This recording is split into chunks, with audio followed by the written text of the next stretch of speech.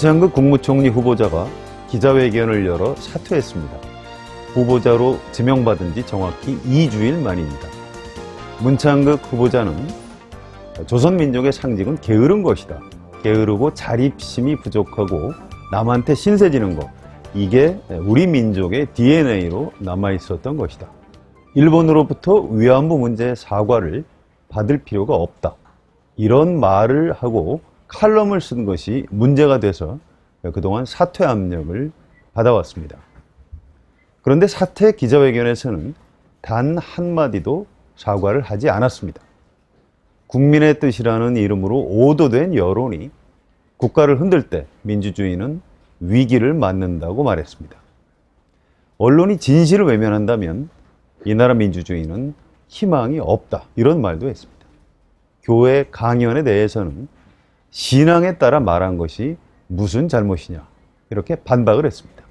한마디로 자신은 잘못이 전혀 없지만 지금 시점에서 사퇴하는 것이 박근혜 대통령을 돕는 것이라고 판단하기 때문에 자진 사퇴한다는 것입니다. 이게 무슨 말일까요? 아무 잘못이 없는데 왜 물러나겠다는 것일까요? 오늘은 문창극 국무총리 후보자 사퇴 그리고 다음 인사에 대한 여러 가지 궁금증을 풀어보도록 하겠습니다.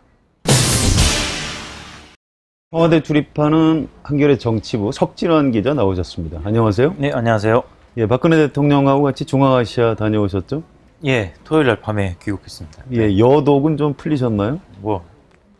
문창국 후보자 사태 때문에 그럴 정신도 없었습니다. 네, 굉장히 바쁘게 지내셨겠군요. 네, 그렇습니다. 네. 자, 문창극 국무총리 후보자가 사퇴를 했는데요.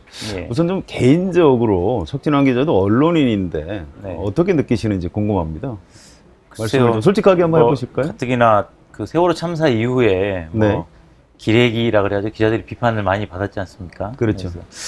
기자들에 대한 인식이 좀 더 나빠질까봐 네. 개인적으로는 걱정이 좀 되는데, 문 후보자의 경우는 사실은 사퇴하는 게 맞다고 저는 봤기 때문에 우리 사회를 위해서는 어쨌든 잘된 결정이 아닌가 그렇게 생각하고 있습니다. 평생 중앙일보 기자를 하다가 주필까지 지내고 퇴직한 지 몇 년 안 되는 그런 사람인데요. 국무총리를 한번 해보려다가 결과적으로 온 나라를 좀 시끄럽게 만들고 사퇴하고 말았습니다. 자, 문창극 카드 도대체 뭐가 잘못된 것일까요? 일단 저는 오늘 문 후보자가 기자회견 하면서 친일 부분 관련해서 조부 얘기도 하고 그랬는데, 그렇죠. 사실 문제는 이게 친일 논란이라고 부르는데 친일 논란이 문제가 아니고요. 본질이 아니다. 그렇죠. 저는 이제 그분이 갖고 계신 식민사관이라고 할까, 가치관, 그 총리로서 국민들을 좀 통합할 수 있는 철학을 가진 분은 아니지 않나 그렇게 생각을 하고요. 이후에 제가 이제 순방 때 청와대 모 비서관한테 물어봤어요. 이게 어디서부터 잘못된 걸까요? 네. 그분 하시는 말씀은 본인은 좀 억울할 거다. 다만 자기가 보기엔 그런 이 동영상, 강연 동영상 같은 게 불거진 이후에 문 후보자가 대응을 하는 게 굉장히 좀 좀 솔직하게 설명하는 게 아니라 굉장히 사과는 무슨 이런 식으로 굉장히 국민들한테 보면은 좀 불친절하고 네. 저분이 총리를 해서 할 수 있을까 그런 느낌을 줬다는 얘기를 하더라고요. 저는 상당 부분 좀 일리가 있는 분석이라고 봅니다.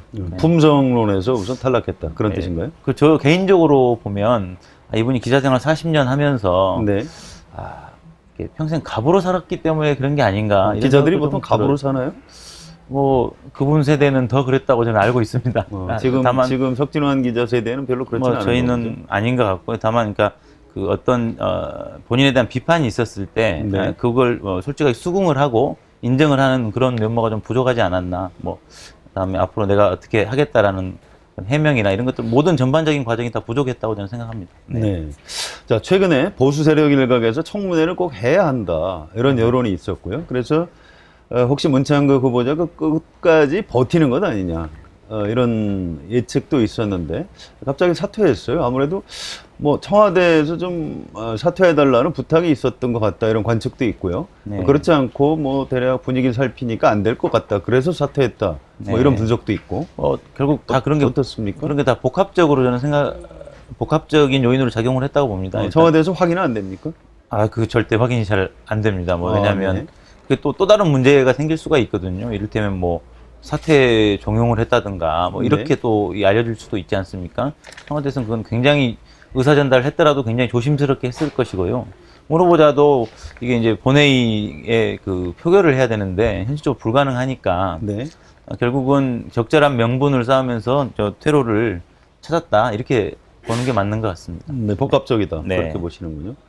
자, 기자회견을 하면서 국회, 또 정치인들, 또 심지어 자신이 40년 동안 몸담고 있던 언론에 대해서 굉장히 좀 네. 비판적인, 예. 어떻게 보면 좀 질책을 하는 듯한 그런 태도를 보였고요. 예. 뭐 마치 그 짧은 강의를 하는 것처럼 그렇게 비치기도 했는데요. 자, 그래도 끝까지 인사권자인 박근혜 대통령은 뭐 별로 비판을 하거나 그러지 않은 것 같습니다. 그 부분은 네. 어떻게 보셨습니까? 일단 어쨌든 후보자로서 박 대통령을 공개적인 자리에서 비판을 하기는 쉽지 않고 다만 청와대가 그 이 논란이 불거졌을 때 자신을 제대로 방어해주지 못했다는 것에 대한 섭섭함은 있을 것 같습니다. 네. 그리고 뭐 문 후보자가 아주 장시간 강연 비슷하게 한 부분은 사실 그걸 듣고 많은 국민들이 그걸 수긍을 할까 이런 저는 좀 오히려 의구심이 들었거든요. 네. 오히려 이제 사퇴하는 마당에 그 자기 어떤 논리적인 완결성을 위해서 자기 명분을 쌓기 위해서 뭐 이렇게 오히려 본인을 위한 강의가 아니었나 저는 조금 비판적으로 생각을 하면 네. 그렇게 비쳤습니다. 자기 논리적인 완결성을 위해서 한 것 같다. 네네. 네, 그렇군요. 자, 알겠습니다. 아무튼 문창국 후보자는 이제 사퇴를 했고요. 자, 앞으로 어떻게 되는 겁니까? 다음 국무총리 후보자는 어떤 절차로 지명을 하게 됩니까? 이제 뭐 후보 그 절차는 다 똑같습니다. 다만 이제 이 다음 후보자를 언제 지명을 하느냐 이게 문제일 텐데요. 아마 곧바로 지명하기는 쉽지 않을 것으로 보고 있습니다. 시간이 얼마나 걸릴까요? 글쎄요, 그 뭐 저희가 뭐 워낙 그 전에 달라서 다만 그래도 조금 고민하고 여러 사람들을 좀 물색하는 그런 모양새를 좀 취하지 않겠느냐, 좀 시일이 좀 걸리지 않겠느냐라고 저는 개인적으로는 생각합니다. 네, 그렇군요. 자, 안대희 국무총리 후보자, 그분은 이제 검사하고 대법관을 지낸 법조인 출신이고요. 예. 낙마했죠. 예. 또 보수 성향의 언론인 문창국 후보자, 두 사람이 이제 연달아 낙마를 했습니다. 자, 다음 총리 후보자는 그럼 어떤 유형의 사람이 될 것인가? 혹시 좀 예측되는 바가 있습니까? 일단 일각에서 가장 많이 거론되는 게 정치인 출신 총리 후보자거든요. 네. 이게 아마 이런 면도 있는 것 같습니다. 그 후보자가 지명이 되면 언론이 굉장히 뭐 강도 높은 검증을 하는데 그렇죠. 결국은 이 총리 후보자의 경우는 국회에서 인준투표를 해야 되기 때문에 정치인 출신은 아무래도 뭐 팔은 안으로 굽는다고 인준투표가 좀 더 쉬울 수 있다. 예를 들어 지금 그 이 장관 후보자들 쭉 뭐 8명인가 오늘 이제 이 청문 요청안이 갔는데요. 네. 사실 정치인 출신인 뭐 최경환 의원이라든가 김의정 의원에 대한 검증은 그다지 이렇게 나온 게 야당도 없죠. 세지 않지 않습니까? 저는 네. 그런 그 인준투표도 고려하면 정치인 출신이 이번엔 조금 더 유리하지 않겠는가 조심스럽게 전망해 봅니다. 자, 정치인 출신 후보 중에는 어떤 사람들이 거명되고 있습니까? 저 뭐 이제 그 뭐 한광옥 뭐 현 뭐 국민 네. 그 전에 그 민주당에 계시던 한광옥 전 뭐 의원. 김문수 전 경기지사 뭐 네. 황우여 전 경기지사. 네, 현재 경기지사시지요? 6월 말까지니까. 그렇죠. 현 지사죠. 그다음에 네. 뭐 황우여 전 새누리당 대표 등이 거론되는데 일단 제 개인적인 생각으로는 차기에 야심이 있는 정치인은 좀 배제되지 않을까. 그럼 김문수 지사는 배제될 좀 가능성이 쉽지 없겠네요. 그렇죠. 왜냐하면 이제 어쨌든 자기 정치적인 미래를 위해서 대통령과는 좀 손발이 안 맞을 수 있으니까 그렇군요. 배제하지 않을까 이렇게 생각하고 있습니다. 네. 네. 자, 근데 이제 뭐 정치인 출신이 사실 뭐 온다는 보장도 없기 때문에 이건 그렇죠. 그냥 뭐 추측일 뿐입니다. 네. 박근혜 대통령이 혹시 정치인을 싫어하진 않나요? 정치인을 싫어하기보다는 네. 자기 정치를 하는 걸 싫어하는 것 같습니다. 참모들이 자기 정치를 하는 것. 좀 일사불란하게 일이 집행이 돼야 되는데 자꾸 딴 생각한다. 작년에 뭐 진영 장관처럼 뭐 그런 사태도 겪다 보니까 그런 그 생각이 좀 더 심해진 게 아닌가. 자기 정치만 하지 않으면 정치인 출신도 이번에 총리 후보가 될 가능성이 있다. 네, 그렇습니다. 네, 그렇게 보시는 네네. 거예요. 알겠습니다. 김기춘 비서실장 책임론 이 예. 부분도 참 궁금한데요. 네. 사실은 아무것도 잘못한 게 없고 그동안 별로 한 일이 없으니까 책임질 것도 없다. 이런 주장도 있고요. 네. 인사 검증 부분은 비서실장이 책임이 있기 때문에 책임을 물어서 교체해야 한다. 이런 의견까지 있는 것 같습니다. 청와대 안 분위기는 어떻습니까? 청와대도 약간 반반인 것 같습니다. 이번에는 경질될 것 아니면 또 끌고 갈 것 뭐 이렇게 약간 갈리는 것 같은데요. 오늘만 해도 이제 새누리당 유력 당권 주자인 서청원 의원과 김무성 의원의 입장이 갈렸지 않습니까? 네, 조금 다르게 나왔죠. 예, 서청원 의원은 좀 그러니까 뭐 실장이 다 책임지는 거 검증하는 게 아니다 이렇게 얘기를 했고, 그렇죠. 김무성 의원은 일말의 책임이 있다고 그랬거든요. 엇갈리는데 일단 저는 새누리당 쪽에서 경질 요구가 많다고 생각하거든요. 그리고 그쪽의 논리가 좀 상당히 일리가 있습니다. 왜냐하면 지금처럼 김 실장이 단지 그 대통령의 명을 받들어서 집행하는 식의 참모는 곤란하다. 뭐 이런 의견들이 좀 많이 커진 것 같습니다. 이번엔 박 대통령도 심각하게 고민하지 않을까 그렇게 기대하고 있습니다. 네. 자, 박근혜 대통령 인사를 둘러싸고 한간에는 여러 가지 의혹이 있습니다. 네. 일각에서는 공식 라인이 아니라 뭔가 좀 비공식 라인을 통해서 사람을 추천받는 것 아니냐, 뭐 이런 관측도 있고 한데요. 네. 자, 석준환 기자는 어떻게 알고 계십니까? 실제로 그 청와대 안에 총무비서관, 1부속실장, 2부속실장 이렇게 이른바 측근 3인방이 예. 그렇게 막강한가요? 어떻습니까? 글쎄 일단 뭐 저희가 흔히 얘기하는 문고리 권력이라는 게 사실 막강하긴 하죠. 그런데 다만 저희도 예를 들어서 고위공직자의 경우에 어떤 그 추천을 통해서 어떤 뭐 과정을 논의를 통해서 이 양반이 최종적으로 낙점이 됐는지 잘 모르고, 실제로 뭐 이 수석들급들을 사석에서 만나도 수석들도 잘 모르는 경우가 거의 수석비서관도 모르는 그렇습니다. 경우가 많더라. 예. 그래서 저는 이 뭐 소위 말해서 이 뭐 부속실 뭐 이렇게 측근들이 네. 뭐 이렇게 이 독자적인 결정을 한다기보다는 외부에 어떤 그 무슨 비선이 있는 게 아니냐라는 게 요즘 들어서는 좀 설득력이 있는 것 같습니다. 왜냐하면 도무지 이해가 안 되는 인사들이 추천이 되고 또 네. 발표가 되고 하니까 친박계 내부에서는 뭐 예전에 대선 때 언급됐던 그 뭐 정윤회 씨가 또 뭐 개입하고 있는 게 아니냐. 정윤회 씨가 누구죠? 간단히 설명을 좀 해주실까요? 정윤회 씨는 이제 예전에 그 박 대통령의 최태민 목사라고 그 이제 따님의 사위죠. 그런데 최태민 목사의 사위죠. 예, 근데 이제 이 정윤회 씨가 전에 이제 박 대통령이 처음 국회 진출할 때 당시에 보좌관을 했었습니다. 네. 지금 98년 일이죠. 그렇죠. 예. 네. 지금 이제 측근이라고 불리는 총무비서관이나 1부속 비서관, 2부속 비서관 모두 다 이 정윤회 씨가 있을 때 뽑은 사람들입니다. 네, 그렇군요. 예, 그래서 외부에서 이런 의혹의 시선을 보내는 게 전혀 근거가 없는 건 아니지 않나, 뭐 이런 생각이 들기도 합니다. 왜냐하면 인선 내용이 너무 베일에 가려져 있기 때문에 이런 얘기들이 나오는 게 아닌가 그렇게 생각이 듭니다. 예, 청와대 출입하는 석준환 기자가 근거가 있다고 얘기할 정도면 뭐 상당히 좀 그게 아니라 제가 확인된 바는 없습니다. 네, 확인된 바는 없으나 너무 비합리적이기 때문에 그렇죠. 이런저런 말들이 나올 수밖에 없는 상황인 것 같습니다. 네, 그런 관측도 설득력이 있을 수도 있다. 네, 그렇습니다. 그런 말씀이시네요. 알겠습니다.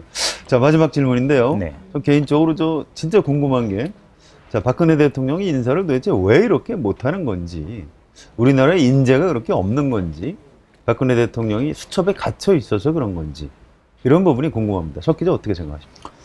새누리당 내부에서도 인재가 얼마나 많은데 그러냐라는 얘기가 아주 공공연하게 나옵니다. 그렇죠. 예, 그러니까 박근혜 대통령이 최대한 아는 사람, 써본 사람 또는 생각이 아주 비슷한 사람, 이런 식으로 이렇게 인재풀을 최대한 좁혀놓고 있기 때문에 생기는 문제라고 저는 생각을 합니다. 수첩 인사의 문제다. 예, 그렇습니다. 예. 그래서 그리고 결국은 박 대통령이 이 인사에 대한 철학을 바꾸지 않는 이상, 예를 들어서 지금 문 후보자의 경우도, 아니면 작년에 있었던 윤창중 전 대변인의 경우도 네. 그분들이 써놓은 칼럼을 보고 이런 생각을 가진 사람들을 고위공직에 기용을 했을 때 사람들이 어떻게 반응할 것인지, 어떤 생각을 갖게 될 것인지, 이런 거에 대한 어떤 공감 능력을 확보하지 못하면 저는 인사참사 계속 되풀이될 수밖에 없다, 이렇게 생각합니다.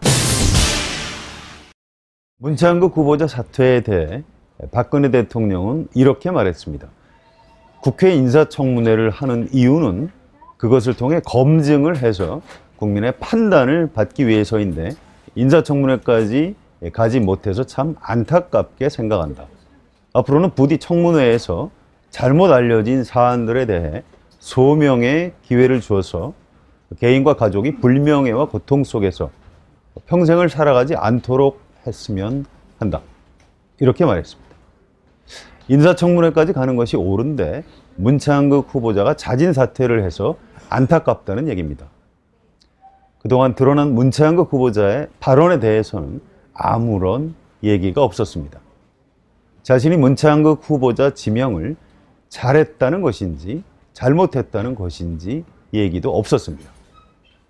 국무총리 인선을 둘러싸고 대혼란을 일으킨 대통령으로서 국민들에게 죄송하다는 한마디 사과도 없었습니다. 국무총리 후보자의 불명예와 고통은 언급하면서 그의 언행으로 큰 상처를 입은 국민들의 고통에 대해서는 아무 말도 없었습니다. 결국 박근혜 대통령은 문창극 후보자 지명이 왜 잘못된 것인지 전혀 모르는 것 같습니다. 극우 기득권 세력은 이번 인사파동의 본질이 일부 언론과 야당의 박근혜 정권 흔들기다 이렇게 주장하고 있습니다. 박근혜 대통령도 그렇게 생각하는 것 같습니다.